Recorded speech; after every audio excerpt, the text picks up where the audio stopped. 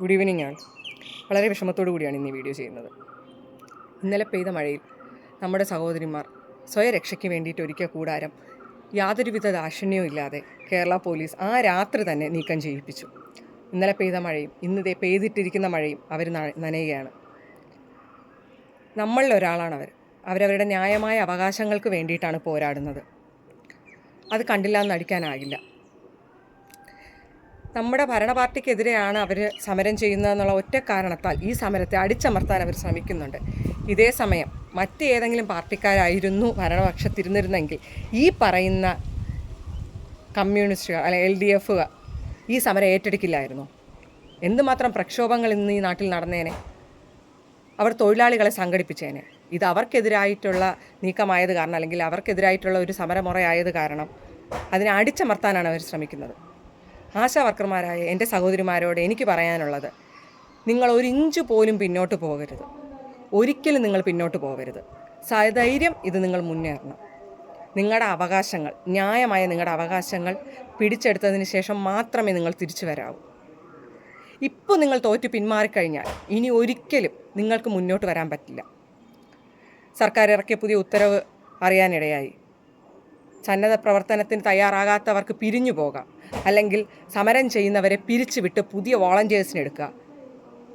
നിങ്ങൾക്കറിയില്ലേ, Covid എന്ന മഹാമാരി നമ്മുടെ നാടിനെ പിടിച്ചു കുലുക്കിയ സമയത്ത് എവിടെ ആയിരുന്നു ഈ പുറത്തുള്ള വോളണ്ടിയേഴ്സ്? അന്നും നമുക്ക് സഹായമായി തോളോട് തോൾ ചേർന്ന് നിന്ന് നമ്മുടെ കൂടെ ആരോഗ്യരംഗത്ത് നിൽക്കുന്ന ഓരോരുത്തരുടെ കൂടെ നിന്ന് പ്രവർത്തിച്ചത് ഈ ആശാ വർക്കേഴ്സാണ്. സ്വന്തം കുടുംബത്തിനെയും അല്ലെങ്കിൽ തങ്ങളുടെ ആരോഗ്യത്തെ മറന്നു വരെ അവർ പ്രവർത്തിച്ചു. അവരുടെ ഈ വക സേവനങ്ങൾ നമുക്ക് മറക്കാനാവൂ? ഇത്തരം കാര്യങ്ങളെല്ലാം മുഖമടച്ച് മറന്നിട്ടാണ് അവരെ അവഗണിക്കുന്നത്. സ്ത്രീകളല്ലേ, ചിലച്ചാൽ ഏതുവരെ പോകും എന്നതാകാം ചിന്ത. അങ്ങനെ ചിന്തിക്കരുത്. അങ്ങനെ ചിന്തിച്ചിട്ട് യാതൊരുവിധ കാര്യമില്ല. സ്ത്രീകളാണ്, അവരെ കൊണ്ട് സാധിക്കും. എൻ്റെ സഹോദരിമാർ ഒരു ഇഞ്ച് പോലും പിന്നോട്ട് വരരുത്. എൻ്റെ വീഡിയോയുടെ താഴെ കഴിഞ്ഞ ദിവസം ഒരു കമൻറ്റ് വന്നു. 13,000 മേൽ ശമ്പളം ഞങ്ങൾ കൊടുത്തു, അല്ലെങ്കിൽ വേതനം ഞങ്ങൾ കൊടുത്തു, 1016 ആശാ വർക്കർമാർക്ക് കൊടുത്തു. ശരി, നിങ്ങൾ കൊടുത്തു, ഞാനും സമ്മതിക്കുന്നു, നിങ്ങൾ കൊടുത്തു. ധൈര്യത്തോടു കൂടി ഈ 14 ജില്ലകളിൽ 1016 പേർക്ക് നിങ്ങൾ കൊടുത്തു എന്ന് പറയുന്നു. ഈ 1016 പേര് ഏത് ജില്ലകളിലുള്ളവർ, ഏത് പഞ്ചായത്തിൻ്റെ കീഴിൽ വരുന്നവർ, ഏത് CHC അല്ലെങ്കിൽ PHCയുടെ കീഴിൽ വരുന്നവരെന്നുള്ള വിവരങ്ങൾ കൂടി നിങ്ങൾ പുറത്തു വിടണം. ആശാ വർക്കർമാരുടെ സമരം പൊളിക്കാൻ CITUക്കാർ സമരം ചെയ്തു, ബദൽ സമരം ചെയ്തു. പക്ഷേ കൊണ്ടുവന്നത് ആശാ വർക്കർമാരെ അല്ല, അംഗനവാടി ടീച്ചേഴ്സിനെയാണ്. അതിനുള്ള തെളിവുകളും നമുക്ക് മുന്നിൽ മീഡിയാസ് കൊണ്ടുവന്നിട്ടുണ്ട്. ഇനിയെങ്കിലും നമ്മുടെ നാട്ടിലെ ജനങ്ങൾ കണ്ണു തുറക്കണം. പിന്നെ എൻ്റെ വീഡിയോയുടെ താഴെ വന്ന് മുഖമില്ലാതെ ഐഡികളിൽ നിന്ന് കമൻ്റ് ഇടുന്ന വ്യാജന്മാരായ സഹാക്കളോട് ഒന്നേ പറയാനുള്ളൂ, നിങ്ങൾ എത്ര നെഗറ്റീവ് പറഞ്ഞാലും എനിക്ക് പറയാനുള്ളത് ഞാൻ പറയും, നിങ്ങളുടെ കൂടെ പറയും. ഇനി എന്ത് തന്നെ നിങ്ങൾ ന്യായീകരിച്ചാലും കേന്ദ്രത്തോടല്ലേ, കേന്ദ്രമല്ലേ തരേണ്ടത് എന്ന് പറയുന്നു നിങ്ങൾ. ഓണറേറിയം തരേണ്ടത് സംസ്ഥാന സർക്കാരാണ്. ഇവരെ പരിഗണിക്കേണ്ടത്. ഒരു ഒത്തുതീർപ്പ് ചർച്ചയ്ക്ക് പോലും ഇത്രയും ദിവസമായിട്ട് നിങ്ങൾ തയ്യാറായിട്ടില്ല എന്നുള്ളതാണ്.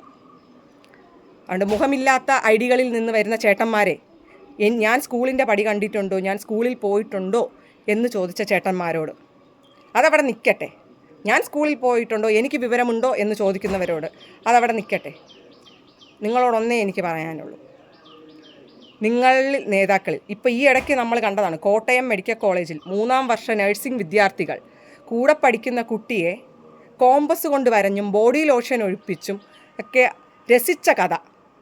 അവരാരായിരുന്നു? നിങ്ങളുടെ കുട്ടി നേതാക്കളായിരുന്നു അവർ. പ്രബുദ്ധരല്ലേ, പഠിക്കാൻ പോയതല്ലേ. എനിക്ക് വിദ്യാഭ്യാസമില്ല, ഞാൻ സമ്മതിക്കുന്നു. +2 കഴിഞ്ഞ് 3 വർഷം നഴ്സിംഗ് പഠിച്ചവരല്ലേ, ആതുര സേവന രംഗത്ത് വരേണ്ടവർ. ഇതിനെന്ത് മറുപടിയാണ് നിങ്ങൾക്ക് തരാനുള്ളത്? ആശാ വർക്കേഴ്സ് എത്ര വെറുതെ ഇരുന്ന് പൈസ വാങ്ങുന്നവരല്ലേ എന്ന് നിങ്ങൾ ചോദിച്ചു. നിങ്ങളെ വീടുകൾ തോറും കയറി ഇറങ്ങിയാണ് അവർ ജോലി ചെയ്യുന്നത്. അത് ഇല്ല എന്ന് പറയാൻ നിങ്ങൾക്കാകില്ല. നിങ്ങൾക്കെതിരെ ശബ്ദിച്ചത് കൊണ്ട് എനിക്കെതിരെ കല്ലെറിയുമെന്ന് എനിക്ക് നല്ലതുപോലെ അറിയാം. ഈ ഒരു വിഷയത്തിലേക്ക് ഇറങ്ങുമ്പോൾ ഞാൻ നേരിടേണ്ടി വരുന്ന പ്രശ്നങ്ങൾ എന്തായിരിക്കുമെന്ന് മുൻകൂട്ടി കണ്ടു തന്നെയാണ് ഞാൻ വന്നിരിക്കുന്നത്. നിങ്ങൾ എത്ര നെഗറ്റീവ് കമൻ്റ് ഇട്ടാലും അതിലൊന്നും ഞാൻ പേടിക്കില്ല. എനിക്ക് ധൈര്യമുണ്ട്. എന്ത് വന്നാലും ഫേസ് ചെയ്യാനുള്ള ധൈര്യത്തോടു കൂടി തന്നെയാണ് നിങ്ങൾക്ക് മുന്നിൽ നിന്ന് സംസാരിക്കുന്നത്.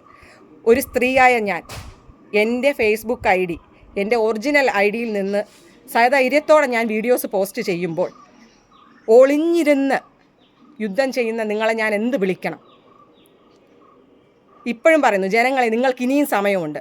കണ്ണു തുറന്ന് ചുറ്റും നോക്കൂ. ഇന്ന് ആശാ വർക്കേഴ്സിനെ അവഗണിച്ചതുപോലെ അവർക്ക് എന്താണോ സംഭവിച്ചത്, നാളെ അത് നിങ്ങൾക്കും സംഭവിക്കാം. നന്ദി.